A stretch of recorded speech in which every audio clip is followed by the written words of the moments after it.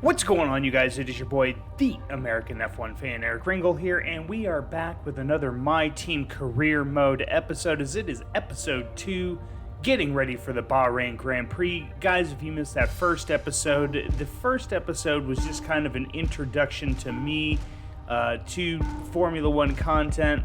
Guys, so let's get on into this. So, if you guys missed the last episode, I kind of talked about what this journey is going to be, as far as creator-wise goes. I've been somebody that has always run assists in this game, and I wanted to make a challenge for myself, and this is the challenge this time around, and I'm putting it out there for everybody to see. We see so many perfect YouTubers out there and Formula One content creators that really put it out there, but, I'm putting it out there now, and I'm going to show you how much I can improve over the seasons, with the team and as a driver. So, just going through some of the menus, just seeing kind of where we were at, as far as, the development goes going into the first race of the season. We're middle of the pack, which is not bad. This is exactly, kind of where we would like to be, but hopefully that will, show up once we get into practice and once we get into the actual race.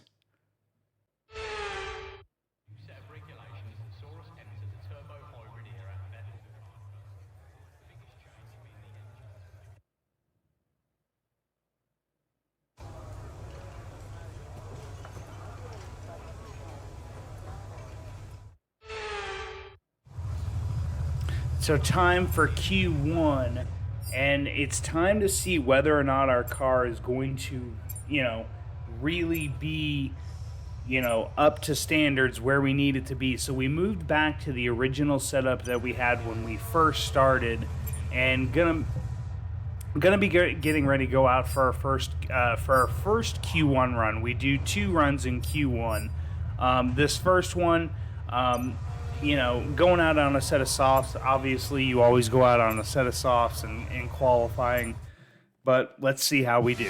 All right, so coming down the back stretch, getting ready to head on to the last corner to start our first Q1 run. Let's hit that curb, scrubbed a lot of speed off, could have carried a lot more speed, going in to start this lap.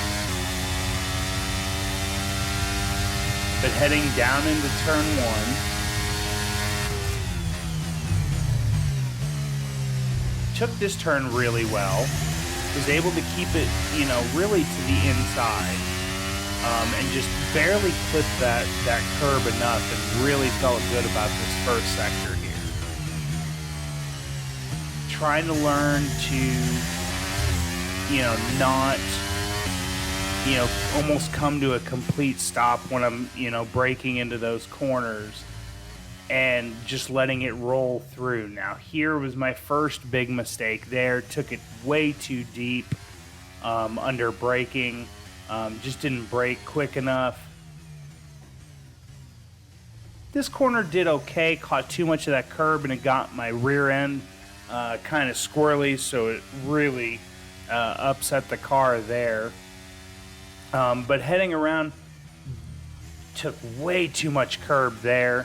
And again, just took, I think we're going to come around and see. I think if I remember correctly, this was a 133, 134, I think it was. So I left a lot of time on the table, taking certain corners, taking a little bit too much curb into certain corners, but, coming up to the line here and running on that first lap, a 134, 176, so was not that bad. But let's see if we can improve on that on our second run in Q2. So now on to the second run in Q2. This is another, this is where I feel like if we can get some more time, right now we're sitting in 18th. We're just 2 or 3 spots out of getting out of Q1. If we can put together all the corners, not taking too much curb, in that third sector, we could be pushing for a Q2 lap. So here we go, going very last lap in Q1.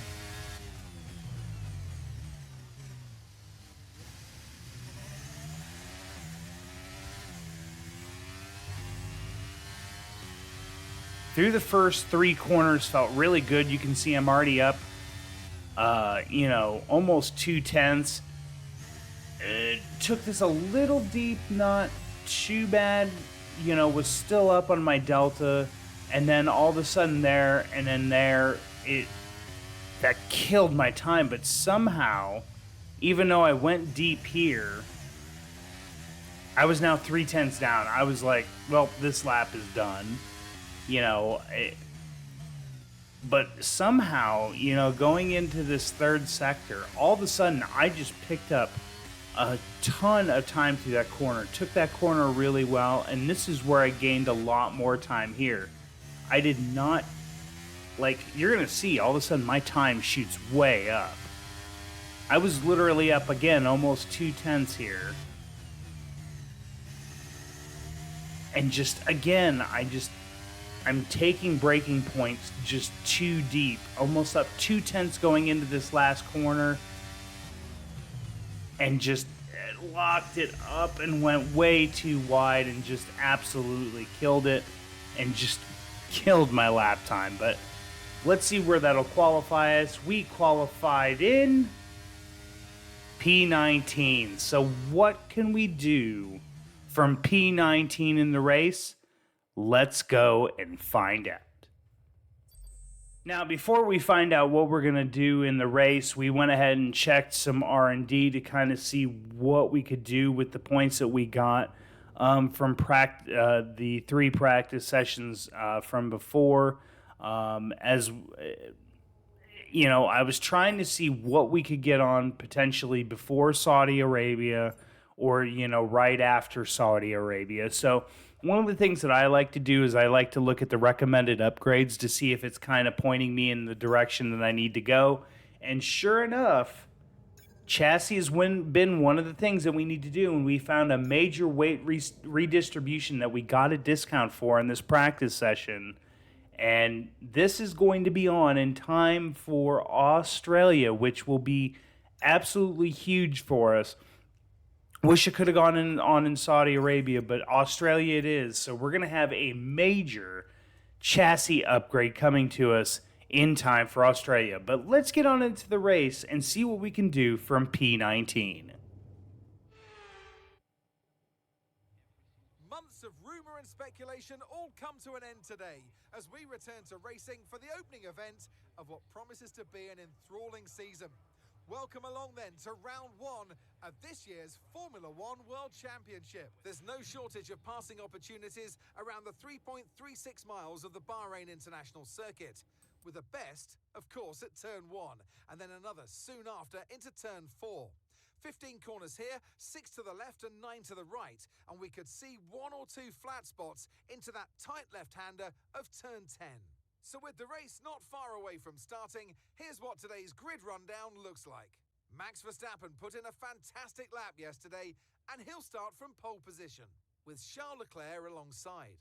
As we continue through the rest of the grid today, we have Perez, Russell, Sainz, Hamilton, Fernando Alonso, Norris, Gasly, Ocon, Stroll, Albon, Bottas, Magnussen, Hülkenberg, Tsunoda, Joe, Oscar Piastri, Hollywood, De Vries, Drugovich, De Vries. It's almost time for the lights to go out, so let's head down to the track where preparations are underway. A new season then, a clean slate where anything could happen. Anthony Davidson is with me today as once again we get another year of Formula One underway. We're into those tense few minutes before the first race then. Everyone's a little bit nervous about reliability. They haven't been running in the hot, turbulent wake of other cars in practice. They've not been pushing at 100% for long durations. Let's hope no one has to deal with any nasty surprises. So it's a very easy strategy here from P19's mediums to hards. With the potential that you could go from instead to start on softs, run 2 sets of softs all the way till about lap 18 and then run mediums to the end. But I decided to go with the simple, medium to hard strategy, half and half on both tires. But let's see what we can do from P19 on this strategy. So going to 5 red lights for the Bahrain Grand Prix, and we are underway. Decent start, not great. Get Piastri off the line, moving up to P18. Thought I was going to get Tsunoda for a second. Like, I just didn't slow down quick enough, and I ended up getting some illegal overtakes here. I could not... I had to avoid Joe in some way. I was able to stay in P15 to start it off, getting through the first 3 corners. No damage so far, but let's see. I'm just hoping and praying that I can move up a couple more spots here. First lap looking really good. I'm very tentative, though. You'll see. I'm very tentative when I go into certain corners, and I just made contact with my teammate.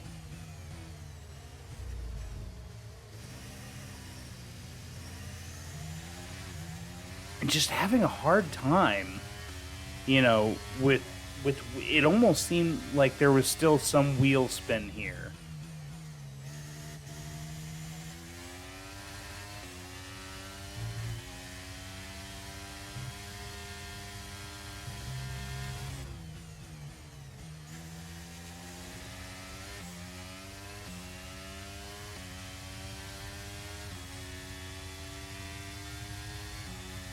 So really decent race pace through the first lap of the race. I felt really good. I was starting to, get into a rhythm on this first lap. But unfortunately, as you're going to see going into this lap, Bottas gets around my teammate. And I literally, again, had to, make an evasive maneuver not to hit Joe in the back of the car. And then, inexplicably, I make a mistake here coming up, and I literally... Felipe breaks his front wing, and this sends me into a massive tailspin. I get flustered now that I've got floor damage. My teammate has hit me. Now we're, basically coming into contact with each other, and he's faster than me with a broken wing, and I almost break off my front wing when he's going slow in through turn 10. And with that floor damage, it just got progressively worse.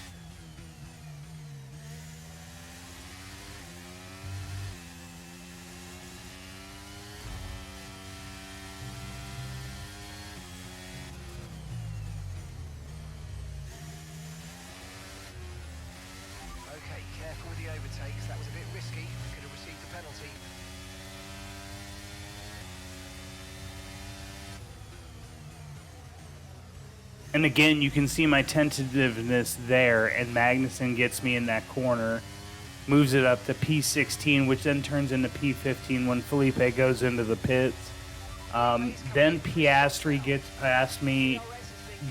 You could already tell that the floor damage that I had sustained, earlier in the lap before from Felipe was absolutely hampering my car. Tried to go to the inside of Bottas here and just went way too deep. And I kept the position, but I made contact again with Bottas.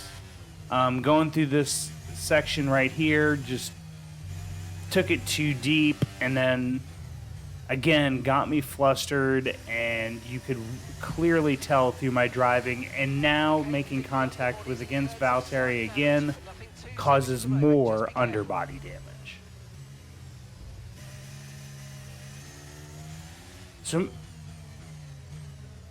So moving on to the end of lap 3, coming down the front stretch, trying to chase down Sonoda and Bottas, just not having any luck. And now you can see De Vries is coming on my right side. He's got DRS.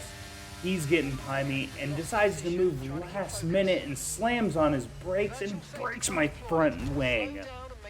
I was so ticked at this point when he decided to cut in front of me like that. And it was downhill from this point on.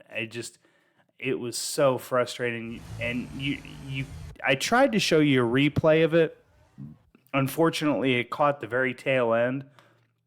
But as I showed you, he moved in front of me and immediately went to brake check, and it ruined my race. So pulling into the pits on lap 4, you can see the nose is just absolutely gone. You can see the floor is just beat to holy hell. It was just absolute misery for me pulling in. And on top of this, I had to serve a 5-second stopping or a 5-second penalty because of that contact with De Vries. Just absolutely killed my race and killed my confidence. And then I think this really flustered me throughout the rest of this race. So gonna come out in P22, 28 seconds behind, and on lap 6, I've lost 3 seconds since that pit stop in just one lap, and it just progressively gets worse. Moving on to lap 7, seemed like I maybe had, evened out the time that I've lost with the floor damage. Started to feel in the groove again, got it down to 30, so I felt like I was starting to make inroads. Just nothing doing here. It just, being this far behind is, it really ruined the race. Took way too much curb and took the pylon off there. It was hurting, having that floor damage. You could definitely tell the car drove way differently compared to practice and qualify. So lap 8, 32 seconds behind. Time is now starting to, click off again, so getting worse and worse. Beginning of lap 9, I made a mistake, lost almost another 4 seconds, dropped to 36 seconds behind, second to last place. On to lap 10, and it's finally, unfortunately, about ready to happen. Is on lap 10, I'm going to start getting the ever-dreaded blue flag. And here, as it comes right now. At this point, it was so disheartening. And it was hard not to want to, give up and quit. But one of the things I told myself was that no matter how hard this was going to be, I was always going to just keep going as best as I could. And once I started getting the blue flag, started getting flustered again. I was going deep in corners, and it progressively got worse. It just, you can see me making simple mistakes that, earlier in the race I just wasn't making. Moving on to lap 12, I'm now 58 seconds behind my teammate. It is not going well at all.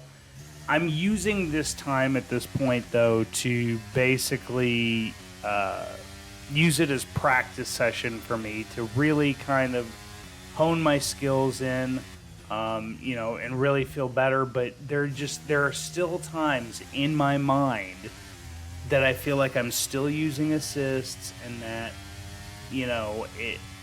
that I'm having that automatic brake gonna pick up the braking for me, and you can clearly see it at times that you can tell I was waiting for the assist to kick in, and it just never did. And just, I think it progressively got worse as the race went on. In my head, the assist, I felt like the assist was there and just was, it kept me making mistakes. Moving on to lap 13, taking the second to last corner, I was literally lapped by almost everybody. I was letting Leclerc pass, I was letting Zhou pass, and then all of a sudden, this occurs.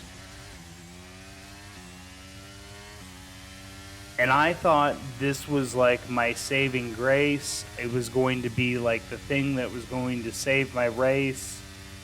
And, you know, you had people pitting, you had guys ahead of us that were fighting, and all of a sudden, we get the message, Kevin Magnussen's out. Are we getting a safety car? Yes! At this point, I thought my race was saved. You know, I was going to need to pit soon to get rid of the softs and go on to the mediums to finish off the race. But, you know, unfortunately, I don't get to lap myself, and so didn't put me, you know, back on the lead lap, which stunk. But let's see if we can, you know, somehow pull a rabbit out of a bag with our pit after our pit stop. So safety car coming in this lap. It is lap 16. We've got 13 laps to go. We're literally overfueled by 1.3 laps. Sitting here just trying to get the tires warmed up, you know, see if, honestly, at this point, I'm just, you know, racing for pride, maybe trying to see if I can get around Piastri, you know, see if maybe I can race some of these guys, and it just, I had to let more and more people go through. I think I had to let Sonoda go through here. And it was just frustrating, and this is where you could tell my frustration was, you know, kind of in at this point, and me being flustered. You know, now I'm having to let basically the rest of the field through, and I got a bunch of rubber on, and I just... Let me know you're okay. I just lost all train of thought, and again, in my mind, thought the assist is there. You're gonna be it's gonna help you break into this corner, and it didn't do it.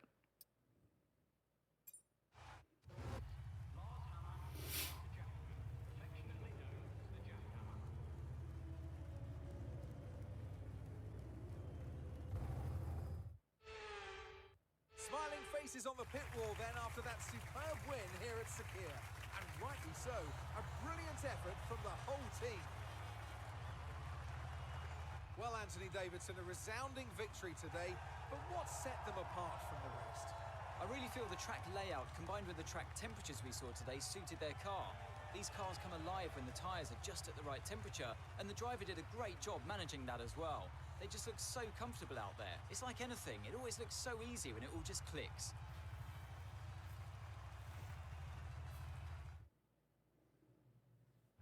Here come today's winners. The team at Red Bull have done a phenomenal job recently, and it's clear to see that they've put in the work, and they should be so proud of the victory they've secured here.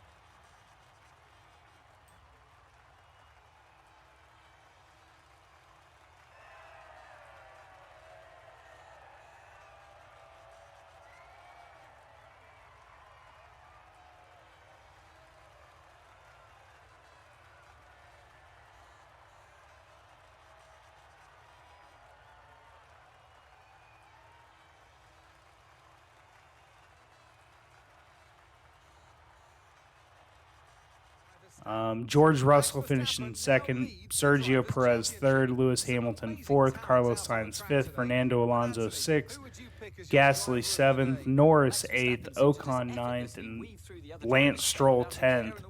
But just utter frustration and heartbreak for me as we are unable to finish our first race as the American F1 Motorsport team. And really, I think had, just a bad result for the team all the way around. Felipe was the basically last place finisher, finished 38 seconds behind Max Verstappen. Charles Leclerc also retired from the race as well. But just, again, heartbreak and just there's no other words to say it. Looking at the standings, we're 26 points behind Max Verstappen. Team, we're in the constructor standings. We are dead last, obviously, because of my finishing spot, which is absolutely hurtful.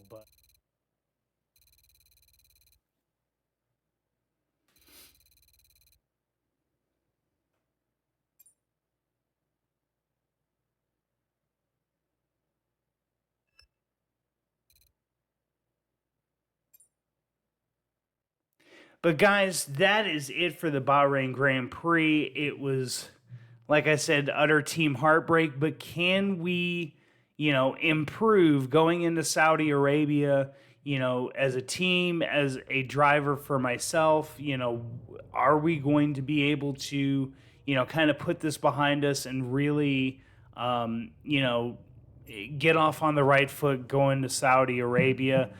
Just doing some last little housekeeping items. We've got an event, and I thought I should pick awareness with Felipe after making the contact and ruining my side pods and floor, but I ended up choosing giving him 7 pace, which will speed him up significantly. Hopefully, put him in a much better position, as we get later and later into the season.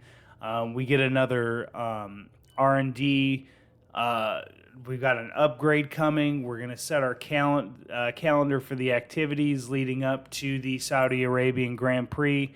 My focuses were here, obviously, power department. Their morale was set very, very low, so I wanted to, kind of bring that up a little bit. Gave us some resource points. Also did some sponsored advertisement for the drivers.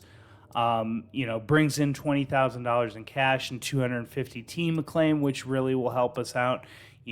Working towards getting some more sponsors on the car, and then giving more simulator training to both of us. Pumping up Felipe's experience and focus. Just looked at R&D one more time to see if there was anything else we could do, but with only 220 resource points, there wasn't a whole lot we could do, but just doing some final things. But guys, thank you so much for watching this video, guys. Make sure you guys are slapping a like on this video and subscribe to my channel. Subscribe to my channel if you guys are new for more daily, weekly Formula One content. We're going to be putting out more content like this out on the channel. We've got episode 3 coming out later this week. We've got the live stream of the Austrian Grand Prix this weekend. But guys, thank you so much for watching this video. And guys, for the American F1 fan, I'm Eric Ringel, signing off.